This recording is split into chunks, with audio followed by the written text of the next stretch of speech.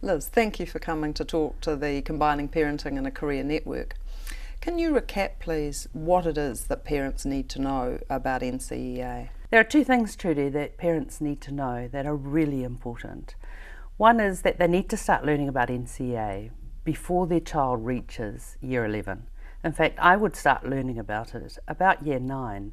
We're finding many schools are actually introducing the grading system that is the same in NCEA into the junior school. So I'd start learning in year 9, and by year 10, when the students are choosing their subjects, then they've got a good knowledge of it beforehand. So that's the first thing, start early. And the second thing is, don't ever think that your questions are dumb questions or unimportant questions. Talk to your school regularly. In fact, talk to all the teachers that your child has at school, not just the subject teacher, but talk to their form teacher or their whānau teacher, however the school arranges their form groups.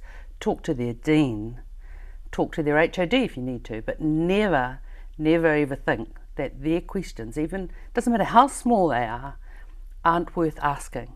So inform yourself by talking to the school, but talk to the school about your child's progress, where they're planning, their goals, where they're going. You need to make sure that they're actually on a pathway which is going to lead them to the aspirations they have or the goals they have for themselves.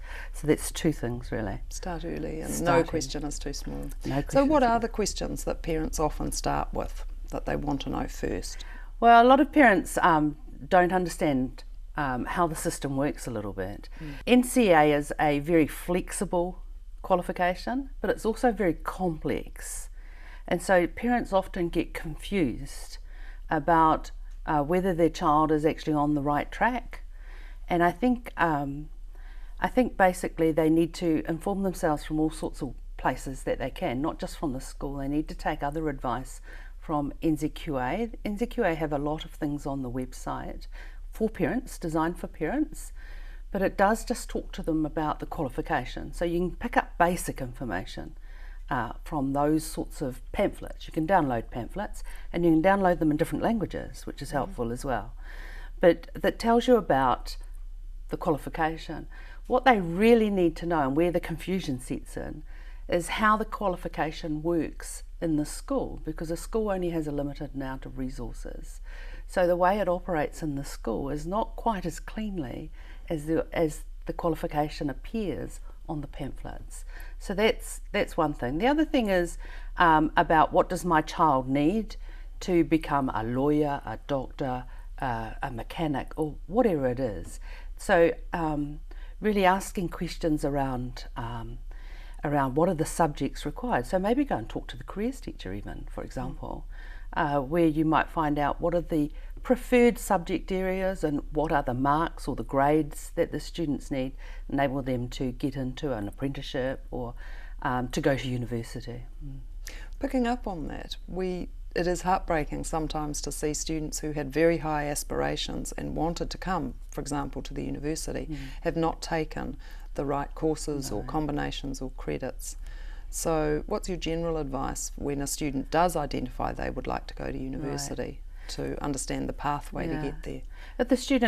If your student has identified university as a destination for them, then they need to ensure, parents need to ensure, and the student needs to ensure that they have chosen their subject well. Parents need to know that only some subjects are UE subjects, or what they see as UE, that meet the UE criteria, the university entrance criteria. That is incredibly important. Now that information is freely available, often on university websites in actual fact, in their enrolment information, but you need to know before they get to year 13. So if you think your child is wanting to come to university, even at year 11, even at year 10, 9, whatever, find out what those subjects are, because your child will have needs to have some of those subjects and also needs to have really good grades in them. So they need to know not only what is required in terms of the subjects to be taken, they need to know that UE literacy is actually gained in year 12. Really important. If a child is on track to university, they need to get that UE literacy in year 12. It's a level 2 literacy requirement. So that needs to be done a year before they're even thinking about going, perhaps. The other thing that they need to know in terms of coming to university, Trudy, is endorsements and how important it is to get subject endorsements and even qualification endorsements, because that will give the students higher marks in terms of the marks, the way that the universities enter students into university these days, is it's not just about having UE. Minimum UE will get you into some areas, but certainly won't get you into most courses now occurring in university, especially the professional courses. So things like engineering and medicine, even some science courses, medical sciences.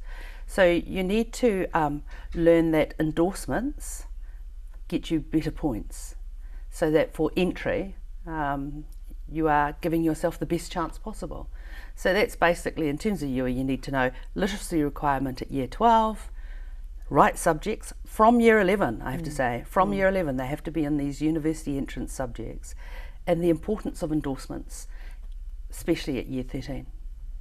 So your research in some of the blocks or barriers to students and their families in terms of getting good pathways to where they want to go led you to do the book Understanding NCEA? Yes, it did. Why you thought that was really important? We did, actually. We thought one of the things about university researching is that people tend to talk to themselves. We talk to the other university researchers, really.